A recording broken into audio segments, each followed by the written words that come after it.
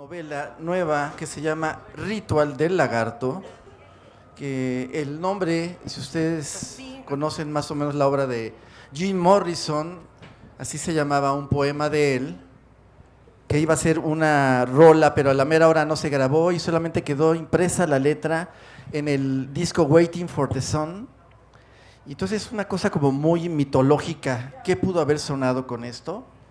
Y mi novela trata un poco de Morrison, no totalmente, es como el telón de fondo. El personaje Emiliano, Emi, tiene un shock emocional cuando Jim Morrison se petatea. De hecho, les voy a leer un cachito de cómo empieza la novela. Empieza con un epígrafe de Jim Morrison, dice: los amigos están para ayudarse mutuamente. Un verdadero amigo es quien te da la total libertad de ser tú mismo, sobre todo la libertad de sentir o de no sentir. Sea cual sea el sentimiento que te agite, para él todo estará siempre bien. De eso se trata el amor verdadero. Dejar que una persona sea quien realmente es. Y la novela dice: me caga que los adultos siempre tengan la razón. Me pudre y me repatea el hígado que cuando confirman sus cochinas predicciones, alcen el índice, lo dirijan hacia el centro de tu cara de idiota y te restreguen su frase célebre de ¿ves? Te lo dije. Entonces resulta que la mamá de Emi le había dicho que cómo andaba siguiendo a ese marihuano, drogadicto, borracho, que seguramente iba a terminar muerto. Y Emiliano le decía: no, él es un poeta, es un héroe que está en contra de la guerra contra Vietnam. Y la mamá: vas a ver. Y efectivamente un día se muere.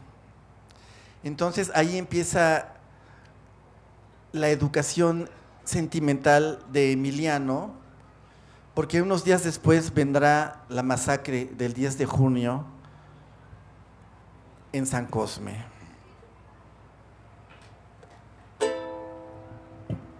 You know that it will be untrue.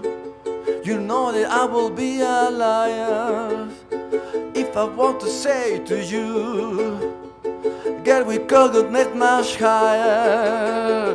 Come on, baby, light my fire. Come on, baby, light my fire. Try to set the night on fire, yeah. You know that it will be untrue.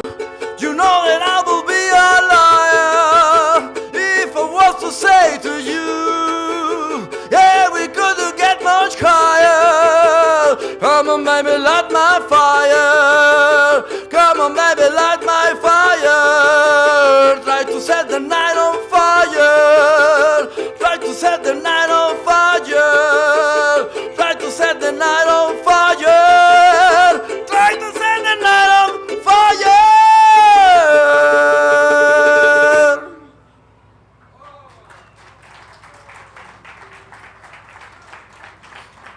Emiliano es fanático de Jim Morrison y un día está intentando sacar esta canción y dice: The time to the hazy state is through, no time to wallow in the mire. Me salía horrible, dice Emiliano, y eso que no la estaba cantando, nomás imaginándome la letra. Tenía los dedos ampollados y prietos por la vía de las cuerdas de cobre viejas y oxidadas de mi guitarra michoacana. Y ya estaba desesperado, gachísimo, con un ataque de esa angustia que se vuelven ganas de hacer pipí, cuando tocaron a la puerta de mi cuarto, quedito, con temor a interrumpirme, esperando a que hiciera tregua al sonsonete y a mis dedos entumidos. Sí, así es el abuelo, el hombre más discreto del mundo.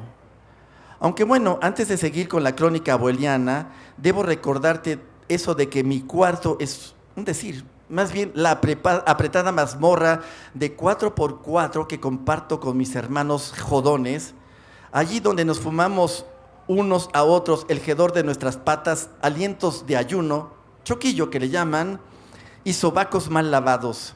Habitación con un hábitat en el que nadie tendemos la cama, ni levantamos las camisas, ni los calcetines, ni los calzones balaceados. Mi mamá dice que el cuarto parece vomitada de perro y yo le contesto, ¿guau? Como es mi maldita costumbre. Chiste repetido, chiste podrido. Tocaron a la puerta. Yo sabía que era el abuelo Chon. Ese toquido sonó a él con olor a madera de rancho y un ritmo huasteco que iba de más a menos, suave pero entrón, cariñoso y lleno de cuidado. ¿Abú? Sí, Emi, soy yo. ¿Puedo entrar? Sí, Abú, pasa. Como era de esperarse, me puse colorado de los cachetes jitomatosos, orejas encomaladas y perlas de sudor en la nariz, con la guitarra apoyada en mi barriga y afinada en fu de lo peor y remeneado. Se sentó en la cama que ese mes le tocaba a Migue y se me quedó mirando con curiosidad de biólogo del Politécnico, a mí y a mi instrumento de cuerdas tañidas. Sin decir ni pío ni pollo, muy serio, le hizo una seña a la guitarra para que le siguiera dando. Yo no quería, no podía. Apenas estaba aprendiendo las primeras guitarras de guitarra fácil. ¿Todos han tocado alguna vez el guitarra fácil? Hay un cuaderno de los Doors específicamente. Y con un observador mirándome los dedos amateurs, me iba a salir más fuerte el guitarreo. Clink, clunk, clank, chun, ta, clunk. Pero entonces, al entender las marejadas de inseguridad avergonzada que me chocolaban por dentro, alzó los ojos a la lira de palo y se me quedó mirando quedito, con una sonrisa trazada apenas en su bemba de indio de la Huasteca Potosina. ¿Me estaba leyendo los adentros, los sesos? Sí, me estaba leyendo, viejo canijo. Entonces me dieron ganas de aventar la guitarra a la litera cama de Perico e ir a abrazarlo y preguntarlo, ¿cómo le haces para leerme las ideas como si fuera a mi cabeza un periódico desplegado, un letrero con el nombre de una calle, un libro abierto, abuelito? Pero, más mejor, lleno de 1 litro de alegría y 2 gramos de cojones, como luego dice Chon en sus gilipolleces malidreñas, aunque él sea de San Luis Potosí, del barrio de San Miguelito, yo le volví a rascar las cuerdas insumisas a mi balalaica michoacana. El abuelo sonrió a lo máximo que daban sus prietos cachetes arrugados y desvió la mirada hacia la tarde asoleada que se colaba color cobre por la ventila. Él no me estaba juzgando, no se estaba burlando de mi ineficiencia, no me quería dar lecciones de catecismo moral o civismo, materia conocida en las escuelas primarias como cinismo. No, tan solo me acompañaba. Se instaló en el segundo piso de la litera y sacó un libro de unas enormes bolsas traseras de sus siempre abombados pantalones caqui. Era En el camino de Jack Kerouac. ¡Órales! ¿Qué hacía Chon leyendo a un gringo loco, borrachote y amante del jazz? Todavía hoy, Abo Encarnación se viste como obrero, con sus pantalones overol de peto marca el cisne y tirantes de ferrocarrilero, con su gorra de mezclilla, camisa de franela, cuadritos y botas con punteras de acero, para aguantar la caída de maquinaria pesada en los dedos gordos de sus pies de tamal, aunque él ya no vaya más a trabajar al tren de Buenavista. Otras veces, como esa tarde, se pone unos pantos caquis de mecánico, camisola de drill, paliacate rojo amarrado al pescuezo y su chamarra de cuero del escuadrón de tanques del Ejército Republicano de España. ¿Cómo la había conseguido? Qué chistosa coincidencia. Chistosa, no, al contrario, es el más misterio y puro olor del chamán. Pero sabrás que Jack Kerouac, el novelista, el intelectual beat, se vestía como el abuelo, sí, pero Escritor lo hacía no porque tuviera de otra, sino porque ir en contra de los dictados de la moda de Coco Chanel y Jackie Kennedy. Por el contrario, él usaba traje y corbata, smoking, zapato boleado, pantalón de raya panchada, camisas almidonadas, no, de esas que salcan salpullido. Él iba en contra de todo esto. Así, el abuelo es el acompañante de Emiliano, que se está escribiendo unas cartas a sí mismo para leerlas en el futuro. Emiliano tiene 16 años, va en la vocacional 3 y está al borde del 10 de junio de 1971. El abuelo le ha recomendado a Emiliano que se escriba cartas a sí mismo para que las lea 40 años después. Estas cartas tienen como sentido que cuando él se vuelva grande no se convierta en lo que más odia. Los adolescentes temen volverse lo que más odian y esta sociedad podrida hace que finalmente nos convirtamos en eso. Ya recuerden lo que decía Salvador Allende cuando dio su discurso famoso en la Universidad de Guadalajara, cuando vino a México. Dijo que ser adolescente y no ser revolucionario era una contradicción casi biológica. Lo que era difícil era seguirse manteniendo revolucionario cuando uno se volvía grande, porque la sociedad, el trabajo, las responsabilidades hacían que uno fuera perdiendo sus ideales. Así que Emiliano se escribe estas cartas para no convertirse en eso. Y Emiliano del hoy abre las cartas y descubre que sí, en efecto, se convirtió en lo que más odiaba. De Morrison: la muerte hace de todos nosotros ángeles y nos pone alas suaves como garras de cuervo, donde solíamos tener hombros. 10 de junio de 1971, 11 p.m. Mierda, qué miedo, qué horror prieto, hirviente y rojo. Mi abuelo, el maquinista, ahí, parado bajo el árbol, entre las sombras, con su chamarra de Ferrocarriles de México ensangrentada, con las manos crispadas y una venda en la cabeza, la mirada vacía de muerto. Pensé que de verdad estaba muerto. Todos los pelos del cuerpo se me erizaron y carajo, ahí me di cuenta de que yo no soy más que un escuincle de alfileres en la piel, un soplo incapaz de entender o hacer nada de nada. Hace rato, Miguel y yo nos estábamos peleando el tocadiscos para poner nuestras credenciales sobre la tornamesa. Él para oír a Javier Solís, nomás para hacerme hervir de coraje y seguirle a la corriente a mamá, que adora a ese excarnicero que jamás podrá ocupar el lugar que dejara Pedro Infante. Por más que la tele y las disqueras y las pelis le echen para adelante. Mendigo Miguel, lambiscón. Sí, pero a la mera hora, lo ranchero salió más cabrón que maldito.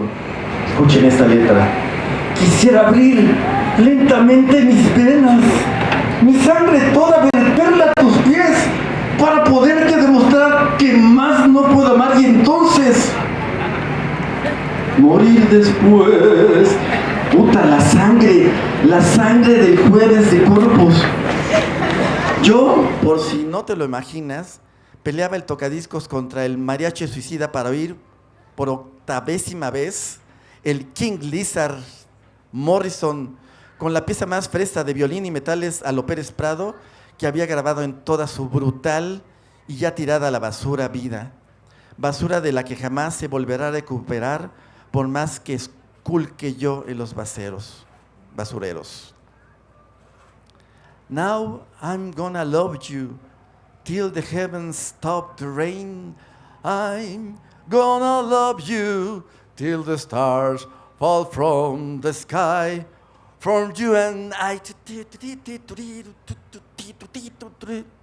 Ahora te voy a amar hasta que los paraísos celestes detengan la lluvia, hasta que las estrellas caigan del cielo para ti y para mí. Eso es poesía y no payasas, esas de abrirse las venas, mugre, Miguel, le echaba en cara a mi hermano. Salí iba a hacer detox, bueno, pensé hacerse la detox en Wings, cuando vi de frente a mí el rostro desencajado como nunca, de lejos parecido al que tenía mi mamá en aquellos días. Me asusté. Ma, ¿qué tienes? Sin abrir la boca, sin pestañear los ojos, apagó el tocadiscos y regresó el brazo de la aguja a su lugar, con cuidado y respeto para no rayar el plato, como si resonaran en su cabeza las palabras de Chon de hace 3 días. No tienes derecho a destruir los regalos que le hago en Milano. Giró la perilla de función de la consola, desplazándola de on a off. Clic. Siguió moviéndola. Clic. De off a AM. Clic. Buscaba la estación de noticias que oía hace rato, cuyo murmullo se colaba hasta la sala desde su cámara de las torturas, la cocina. El aire quedó en suspenso como un buque de hielo seco, ingrávido, cuando las noticias radiales continuaron en la sala con un relato monstruoso que mamá nos extendía a sus hijos, porque de esto nada se puede hacer a un lado. La pretendida manifestación estudiantil en las calles de San Cosme, en un claro acto de provocación comunistoide, vomitó el locutor a través de las bocinas del radio, terminó en un violento choque entre grupos fascinerosos y delincuentes del Politécnico contra porros de la UNAM. El saldo hasta ahora ha sido de algunos heridos y la detención de varios jovenzuelos drogadictos que lo único que buscan es destabilizar la paz y la concordia de nuestra ciudad. ¿Fascinerosos? Había dicho el estúpido. ¿Qué palabra de mierda es esa? ¿Desestabilizar la paz, la concordia? Se refería con lo de delincuentes a los chavos de mi vocacional, a los que iban hoy a la marcha, que admiro y veo con respeto, respeto que te provocan marrones de tormenta eléctrica posada sobre tu cabeza de pararrayos. Esas chicas hermosas a las que jamás podría aspirar a siquiera tomarlas de la mano para pasearlas por la Alameda Central comiendo elote con mayonesa, sonrientes y platicadoras, preocupadas por sus vidas y por sus porquerías, la vida y sus porquerías, la vida y sus porquerías. Nel, locutor de mierda, esos no son porros. Los porros son los que vigilan, los que joden a los chicos del comité de huelga. Y para que te lo sepas, maldito mentiroso, eso que llamas drogadictos son los que mejores calificaciones sacan en la escuela y se aplican en ello para que nadie tenga pretextos para expulsarlos. Y porque son, que ni qué, muy inteligentes. Lo peor de las noticias es que decían que había heridos. ¿Serían de la boca? ¿Por qué no dicen quiénes son los lastimados? Según reportes policíacos, los estudiantes iban armados con palos, tubos, bombas molotov y armas de fuego para atacar a la población civil y asaltar establecimientos comerciales de las inmediaciones de la colonia Santa María. Siguió defecando por el hocico el puerco de la radio. Mamá, eso no es cierto, protesté al fin, por segunda vez en mi vida. Y yo vi como los chavos de mi escuela estaban preparándose para salir a la calle. Y claro que no llevaban tubos ni bombas molotov, iban con mantas organizando porras y canciones. Se me hizo en la panza un nudo de sopa de tortillas que ya preparaba para vomitar. En estos momentos, siguió el periodista Lameculos, el cuerpo de granaderos de la Ciudad de México y agentes de la policía capitalina tienen acordonada la zona del casco de Santo Tomás para evitar que escapen estos malhechores. Tienen acordonada tu escuela, Emi, recalcó mi jefa. No, mañana no vas a la vocacional. Es más, no vas a regresar allí. Aunque pierdas un año escolar, tú me regreses a ese nido de drogadictos, drogados locos como tu cantante ese que ya está muerto. Mamá, eso no es cierto, no es cierto. Seguiremos informando con esta cobertura exclusiva.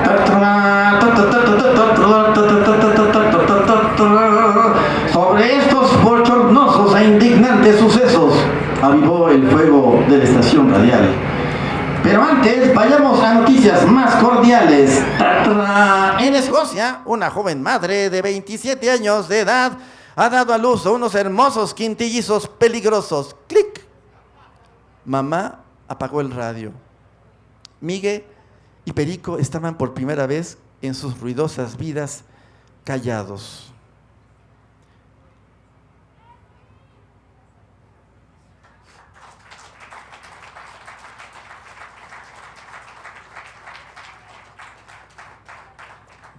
Bueno, y pues más o menos todos sabemos lo que pasó el 10 de junio. En 1971, como prácticamente hoy, ser adolescente, ser joven es un delito. 3 jóvenes que de la Escuela de Cine de Guadalajara estaban caminando por ahí y los levantaron solo porque son jóvenes.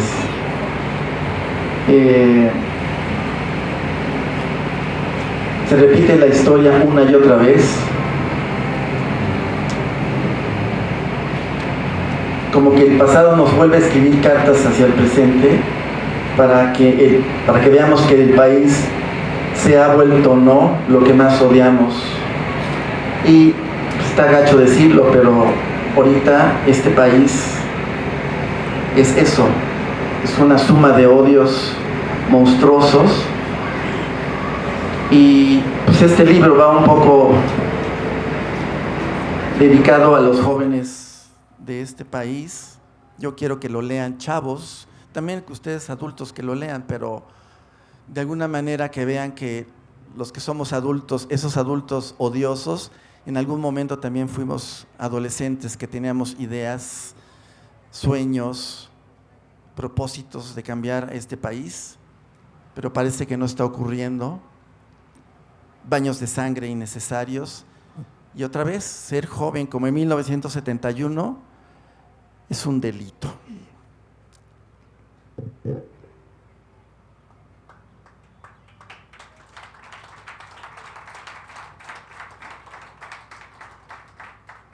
Les voy a leer un cachito de lo que pasó en aquel momento.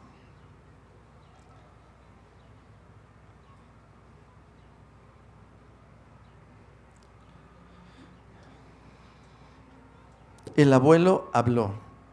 El abuelo fue a la marcha. Y yo detrás de él, encima de él, dentro de él. Lo único que me unía a la tierra era la mano ardiente de Pam, mi novia.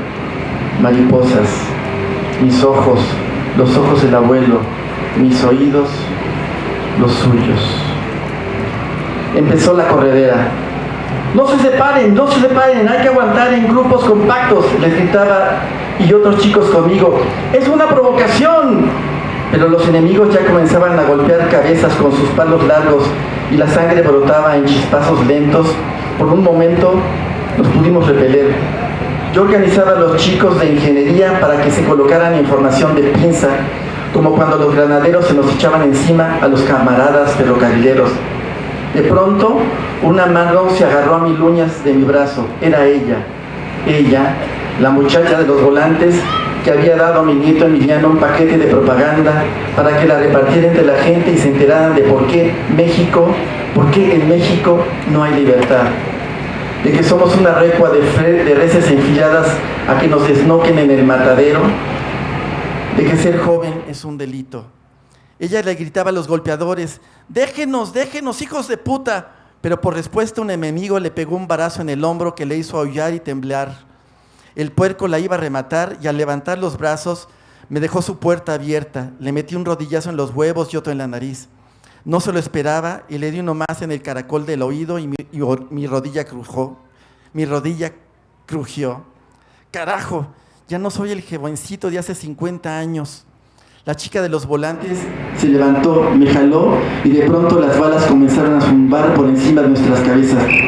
Jovencita, ¿cómo se llama? María. Corra, María, venga conmigo, nos están disparando.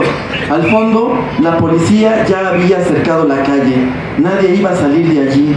Y, como si fuera una coladera, un embudo, salieron detrás de ellos más enemigos, con balas y rifles, fusiles automáticos. Las detonaciones, las ráfagas, ya vienen sobre nosotros. Los muros revientan, están disparando y un chico de playera verde tiene un boquete oscuro en la espalda y se expande como una nube roja por la espalda. El chico cae al suelo, está muerto. María, no se detenga, corra conmigo. La tomo de la mano, pero la pata de las rodillas me falla y caemos abrazados. Yo pienso en la abuela, seria y triste en su féretro. Eva, abuela. Ella siempre estuvo allí para ayudarme a andar cuando tenía las patas hechas nudo, pero ya no está, y ando cojo por la vida, y las balas me zumban y un chico cae en una nube de sesos desflorados, y otro se derrumba con un brazo astillado, y ahora vamos rumbo a las rejas de la normal de maestros. Normalistas, muchos trepan por allí, en la normal podremos escondernos, pero en el techo de la torre de rectoría hay 5 enemigos con fusiles. Ellos son los que nos están matando. Los palos de las parcantas ya no nos sirven como armas. Volamos y doblamos a una calle en L. Allí nos llegan todavía las balas. Una señora, una doña hermosa, abre su zaguán y nos grita con angustia, lastimándole la garganta. ¡Aquí! ¡Aquí! Y vamos entrando, pero las balas nos persiguen y la señora hermosa grita más fuerte, grita ahora de miedo y nos cierra la puerta de las narices. ¡Tras! Dice la puerta, ¡tras! ¡Tras! Y María se derrumba. Una bala que le ha pegado en la nalga le brota por el estómago. Es el mayor de los miedos el que le está rompiendo las carnes, astillando los huesos, quemando la sangre. Es el miedo a morir, el ruido seco, repugnante que hace la bala al golpear un cuerpo hermoso, un cuerpo inocente, lleno de vida y de esperanza. Nos están disparando con M1, con armas que solo tiene el ejército, que solo pueden hacer daño así de cabrones a una chica. María grita. El chico con el brazo destrozado me ayuda a levantarla. Está muy pálido, de un momento a otro va a desmayarse. Somos 3 heridos arrastrándonos por la estación de la muerte. Ahí viene el tren, nos va a aplastar. Damos vuelta en una esquina y los escupitajos de plomo dejan de perseguirnos. 5 chicos de los nuestros salen de una casa, lo han visto todo y ahora vienen a ayudarnos. Carajo, ¿para qué chingados sirvo con todos estos años encima? María me mira con terror, con ese terror que tenía Eva, abuela, en la cama del hospital cuando me dijo, ya me voy y no quiero morir, aúlla María. ¿Y yo para qué puta sirvo con todos estos años encima? Y de pronto suena una sirena, irrumpe por la calle una ambulancia de la Cruz Verde. María se desmaya. ¡Aguante, María! ¡No pierda el control! María está pálida, está gris y la sangre le brinca borbotones por el vientre. Un hormiguero. 4 chicos la cargan con mucho trabajo. Un cuerpo inocente pesa mucho más que uno despierto. Un cuerpo muerto pesa mucho más que uno vivo. Está muerta. Uno ayuda al del brazo roto y yo me quedo parado, agarrándome la rodilla. Las ráfagas de bala regresan, son moscas sobre mí, y un enemigo cae atrapado en medio de la metralla. Tras, cae con un tiro en el cuello. Alcanza a gritarme algo que no entiendo. Está asustado, pero el hijo de puta no entiende. Y eso es algo para lo que no lo entrenaron. No lo entrenaron para morir, sino para matar.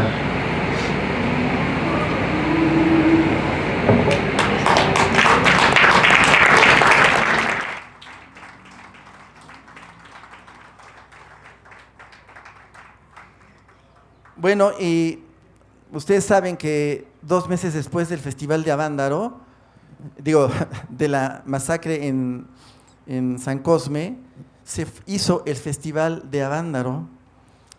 2 meses despuesito, los jóvenes toman otra vez el mando de sus voluntades y se lanzan cerca de 200,000 chavos a Valle de Bravo, a un festival que iba a ser de carrera de carros y noche mexicana. Y lo que se encuentran los organizadores del festival es una muchedumbre de chavos que ya lo único que tienen es la decisión de hacer la música del rock algo que defina sus vidas y que les haga sentirse felices. Entonces, ya les habían arrebatado el chance de manifestarse políticamente.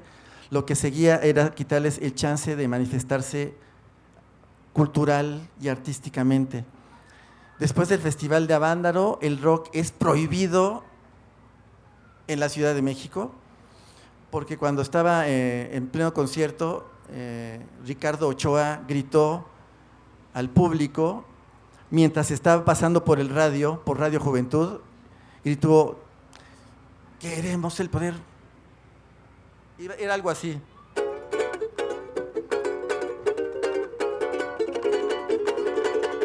Queremos el poder, queremos el poder, queremos el poder, queremos el poder. ¡Avándaro! ¡Avándaro! A ver, esos muchachos que están allá atrás, por favor, todos canten. Tenemos el poder, tenemos el poder. ¡No se oye! A ver, chingue su madre el que no cante. En ese instante se cayó la radio Al día siguiente, los periódicos sacaron la noticia de que otra vez unos drogadictos envalentonados habían hecho de las suyas en una orgía de sexo, drogas y rock and roll. Exactamente al día siguiente habían sido despedidos los locutores que estaban transmitiendo el Festival de Avándaro, y todos los cafés cantantes que había en la Ciudad de México fueron cerrados con lujo de violencia. La policía se metía a golpearlos, se hacían racias, los metían en julias. A las chavas, por supuesto, como hicieron en Atenco, las manoseaban. A los chavos les cortaban el pelo con bayoneta, ¿no? Así los agarraban. Entonces, en ese momento, el rock mexicano se gastó, se acabó, dejó de existir. Así que otra vez estamos en esta disyuntiva de qué vamos a hacer y cuál es el futuro de nuestros chavos. Entonces, pues un poco de eso trata esta novela, El ritual del lagarto. Y pues si alguien quiere preguntarme algo sobre mi libro, pues podemos platicar un poquito. Les voy a contar que, bueno, Emiliano, cuando ya es grande, cuando tiene más o menos mi edad, y lee las cartas que se ha escrito a sí mismo desde la juventud, se da cuenta de que se ha convertido en lo que más odiaba e intenta modificar su mundo y su vida. Y yo creo que un poco de eso se trata el asunto, revisar y modificar y a veces empezar de cero. Sí.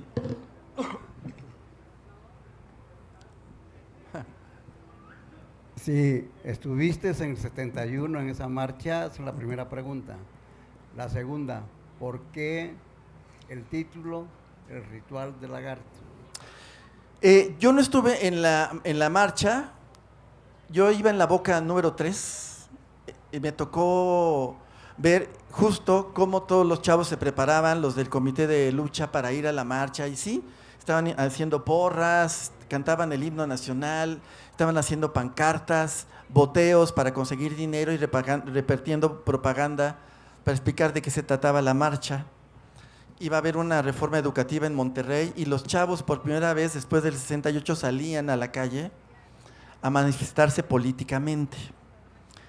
Yo no fui porque pues era medio menso, la verdad, en esos días, no estaba como enterado de lo que ocurría en el país, pero al otro día vi la ausencia de muchos compañeros que ya no llegaron a la boca, y de hecho fuimos a dar una vuelta donde fue toda la masacre y pues sí veíamos disparos en ventanas y en las paredes. Fue una cosa así tremenda y sí me marcó, me marcó mucho.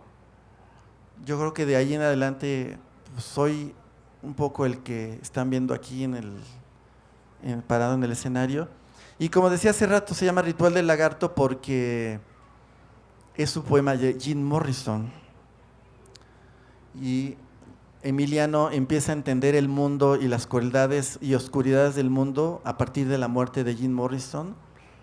Luego viene la masacre del 10 de junio y por un instante los chavos el 11 de septiembre de 1971 tocaron una especie de utopía donde ellos decidían qué querían y cómo querían las cosas. Y claro, otra vez al día siguiente todo fue despertar de un sueño, despertar hacia una pesadilla. Entonces, bueno, eso es… Sí. Sí, bueno, pues para empezar, saludos a todos los presentes. Una pregunta. Yo puedo entender varias cosas de tu libro. El primero, que Emiliano es un pretexto. Es el alter ego probablemente de una crónica de una época, de la vivencia de una época muy concreta que nos tocó vivir a muchos. Yo sí estuve el 10 de junio, me tocó vivir los hechos sangrientos del también llamado Jueves de Corpus, como se le conocía en su momento. De alguna forma también presencié algunas situaciones graves, muy dolorosas para todos en este país. Sin embargo, Creo que a propósito de tu libro, lo que me inquieta es el saber si, aparte de ser una crónica, un espejo de un momento de la historia de este país, es alguna forma en la cual tú tratas de describir autobiográficamente esas vivencias en las cuales participas. Bueno, descartando desde luego la cuestión de Kerouac y toda la gente que vivió aquí en México, concretamente en la colonia Roma. Pues ahí vivió Kerouac, vivió Ginsberg, vivió Burroughs y toda esta gente que trataron de vivir su experiencia mexicana, buscando de esta forma manifestar su rechazo a la sociedad de consumo norteamericana que les imponía cosas. Entonces llegan a México y es muy curioso que en su novela On the Rock, Jack Kerouac describía su primera impresión de la Ciudad de México. Decía que le parecía una ciudad de locura, pero ciertamente fascinante. Sin embargo, ese hilo conductor que significa la contracultura y que tú lo aterrizas un poco en lo que es ese símbolo, ese ícono de una época, que era Jim Morrison, también conocidos por algunos como el Rey Lagarto, y que escribe no solamente canciones, sino también poemas, y que la parte poética de Jim Morrison es la parte menos explorada precisamente de su personalidad.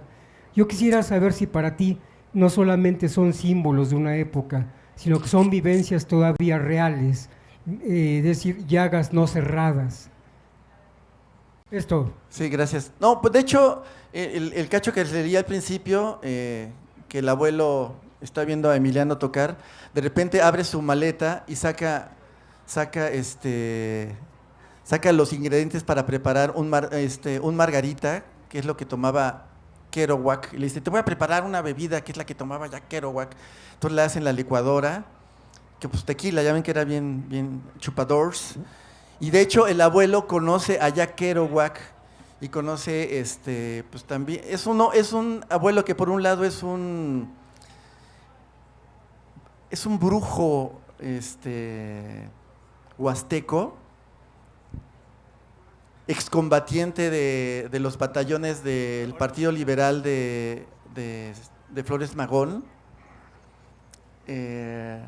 compañero de campa en el sindicato de ferrocarrileros y anarquista, es un abuelo anarquista. Entonces, por un lado es este ferrocarrilero, trabajador de los ferrocarriles duro, pero por otro lado tiene una parte que es muy bohemia, y sí, pues conoce a Kerouac, conoce a Pablo Neruda, y Pablo Neruda le regala una de sus famosas plumas Parker con tinta verde para que escribiera, y pues, ha viajado por Rusia y ha estado en Cuba, en fin, es un personaje con una vida muy loca, muy padre. El abuelo es una mezcla de mi papá, era fotógrafo, y el abuelo en la novela es un fotógrafo que tiene su cámara Rolleiflex, de estas que eran, ¿no? Sí, exacto, que veías desde arriba la imagen, se ponía en una pantallita. Todavía tengo esa cámara en mi casa. De hecho, Tochiro me regaló para la Rolleiflex. Y el abuelo, entre sus cosas, es también un fotógrafo. Y entre sus correrías conoce a Cartier-Bresson y conoce a Gerda Taro, ¿no? Y a ¿cómo se llama el de la foto que se está cayendo así? A Robert Capa.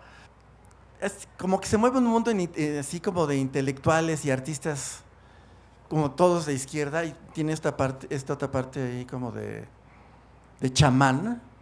De hecho, hay un momento en la novela que el abuelo le da a comer a Emiliano hongos sagrados para que en cosas que no se pueden entender de otra manera, según el abuelo brujo.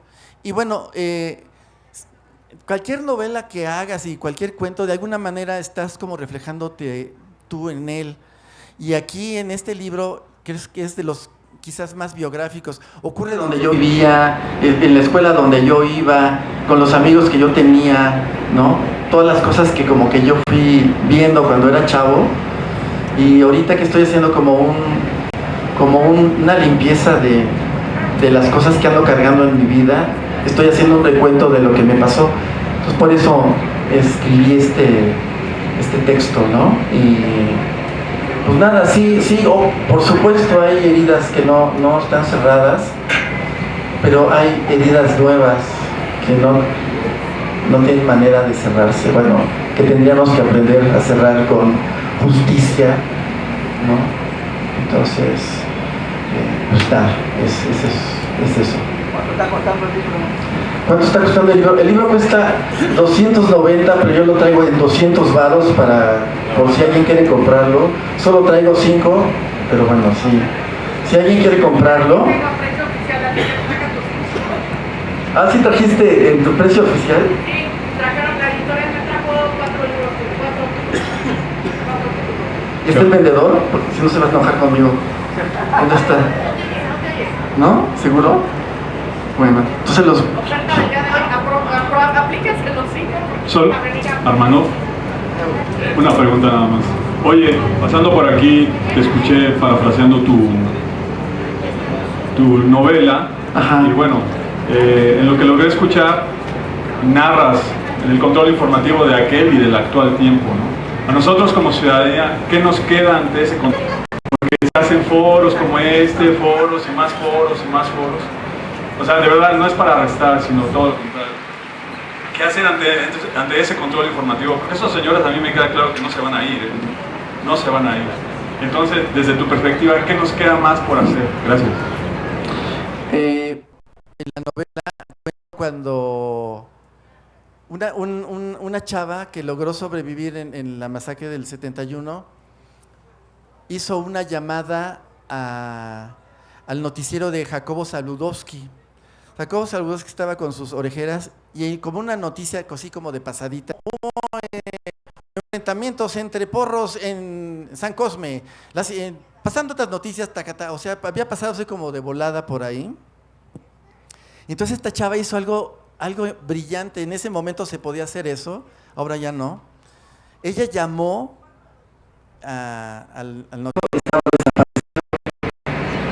Entonces le pasaron la llamada a Saludowski en vivo y la chava dice, bueno, es que mi hijo, y en ese momento dice, acaban de asesinar a cientos de chavos en San Cosme, yo fui una de los supervivientes, y en ese momento, ¿sabes? Se corta la llamada, y todo eso lo digo en la novela, y Saludowski dice, qué caray, ¿eh? En las siguientes noticias, o sea, como que había sido, ¿sabes? Y claro, pues, es muy loco porque de repente Saludowski, un poco antes de que se muriera, de repente resultaba que era el representante máximo de la libertad de prensa, ¿no? Su programa era muy abierto y muy valiente, no sé qué, y era muy loco porque este cuate que había ocultado toda la verdad sobre la masacre del 68 y el 71, de repente, pues, se volvía el Unión. Mira, pues no se van a ir, pero las cosas yo creo que están cambiando. La televisión abierta y el radio abierto cada vez van más en declive. De hecho, de algún tipo, digamos, de una generación de abajo de mí hacia el fondo, ya casi no ven tele abierta, creo que oigan radio abierta. ¿El boicot es una opción? Pues, digamos que aunque no hicieras boicot, por sí mismo se está decayendo. Televisa se está pudriendo y se está desmadejando su reino de control informático. Ahora el tema es la información a través de redes sociales, ¿no? Haciendo foros como estos, pero pues todo está lleno de mentiras, ya saben, ¿no? Acaban de descubrir una compañía inglesa que estaba manipulando información de chavos que estaban en zonas marginadas, a los cuales les regalaban a cambio de que ellos dieran información de quiénes eran, cuáles eran sus gustos, sus inclinaciones políticas, y todo este material lo estaban usando y lo usaron en las elecciones del Estado de México, donde ganó del Pelmazo. Esta misma compañía estaba operando ahora utilizar la información de los millennials, porque supuestamente el voto del millennial va a ser como muy definitorio en las elecciones que vienen. Entonces, ahorita los descubrieron y hay un escándalo bueno, y las oficinas de esta compañía ahorita están vacías aquí en la Ciudad de México. Entonces, Y entre las cosas que hacían ellos era hacer estas cosas que se llaman fake news, son noticias falsas, ¿no? Donde dicen, no sé, que Damián Alcázar, que lo habían matado y que no sé qué. Sí, ¿no? Entonces de repente tuvo que salir él a decir en las redes, no estoy muerto. Yo hice una protesta, tengo una postura política crítica y para darme en la torre hacen el anuncio de que me matan porque yo era un hombre crítico, para hacer que la gente tenga miedo de ser crítico. No, me va a pasar lo que Damián Alcázar. Entonces Damián Alcázar sale a desmentir la noticia. Es decir, estas compañías se dedican a hacer eso.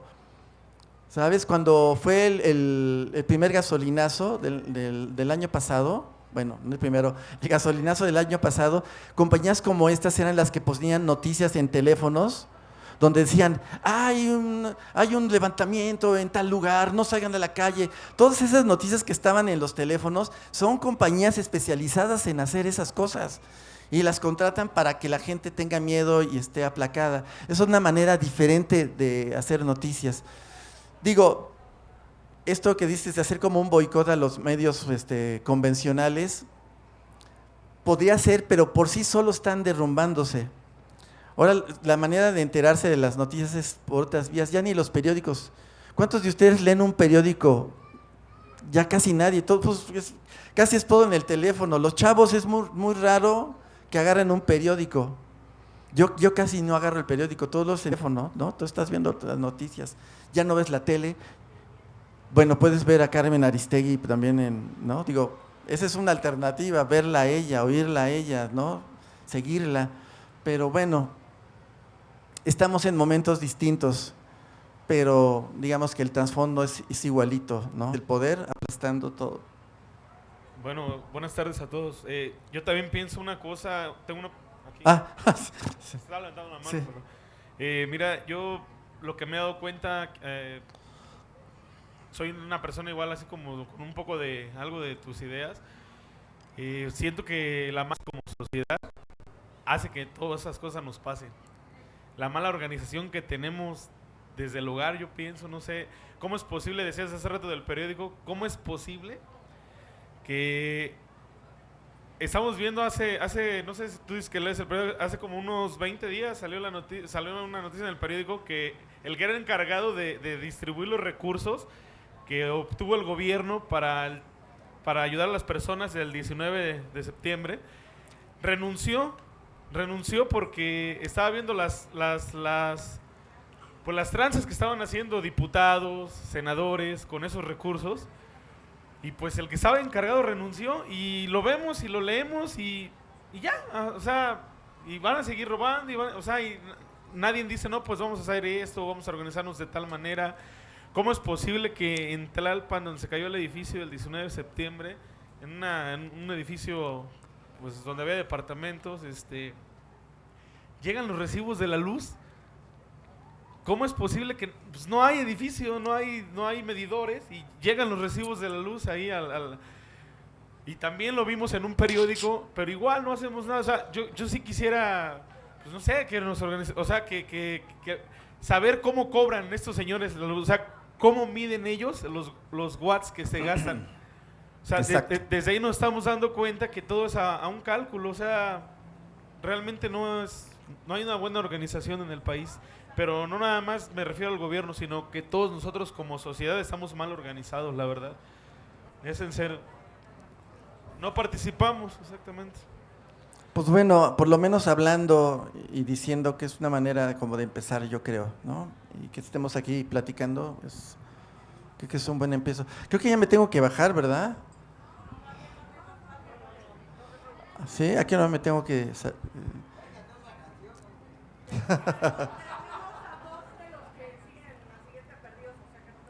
Ah, bueno. Tengo como 5 segundos para todavía seguir platicando con ustedes. A ver si... ¿Sí? Mire, buenas tardes a todos. En caso que me comenta de la luz, ahora que está haciendo a todos donde van a meterse el medidor de luz, ya está quitando a los viejos, o sea, está mandando del Peña Nieto a todos lugares donde hay medidor de luces, de luz. ¿Qué hacen? O sea,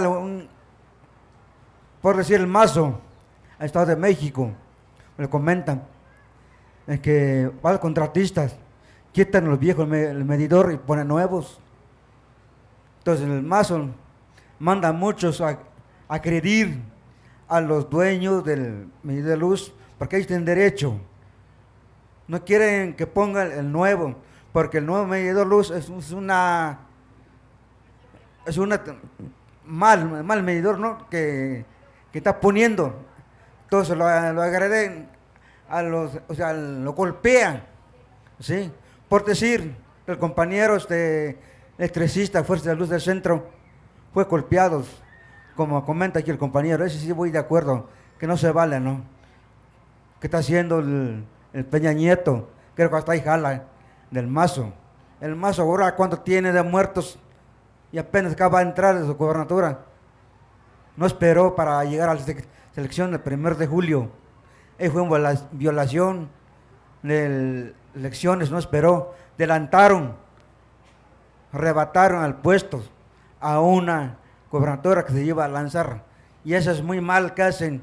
No sé si va de acuerdo, y al menos yo no voy de acuerdo. Como hace el PRI, ¿no? Siempre no respetan elecciones, o sea, que lleguen a quién gana o quién pierde.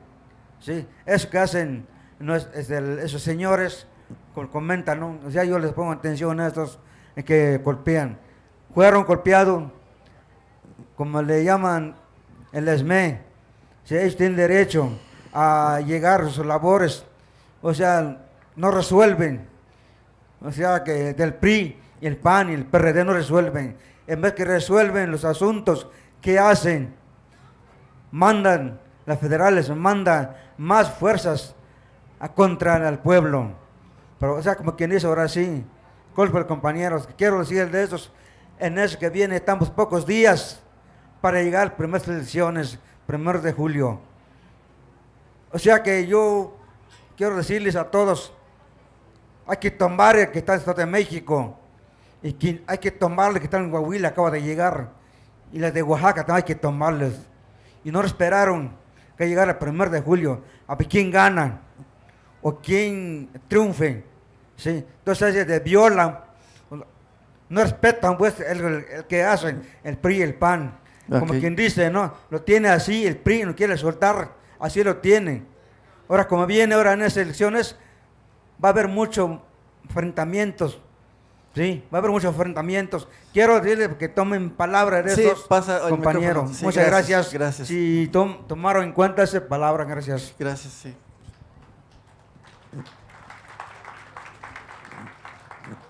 Bueno, ¿alguien más quiere hacer alguna apunte o pregunta en mi novela? ¿Alguien novela? ¿Sí se vendió?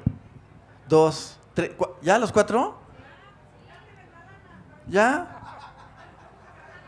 Aquí hay un quinto. Si alguien quiere, no hay quinto malo. Si alguien quiere el quinto.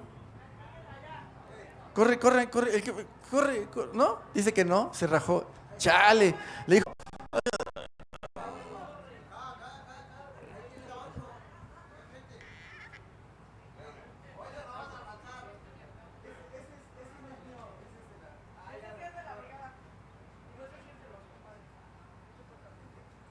Ya los demás están sin descuento.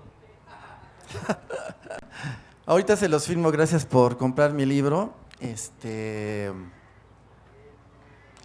Miren, la verdad este es un libro que quiero mucho, me costó mucho trabajo publicarlo porque según yo era una novela juvenil y me decían los editores que era una novela de adultos. Entonces lo llevé a una editorial de adultos y me decían los que era una novela para jóvenes.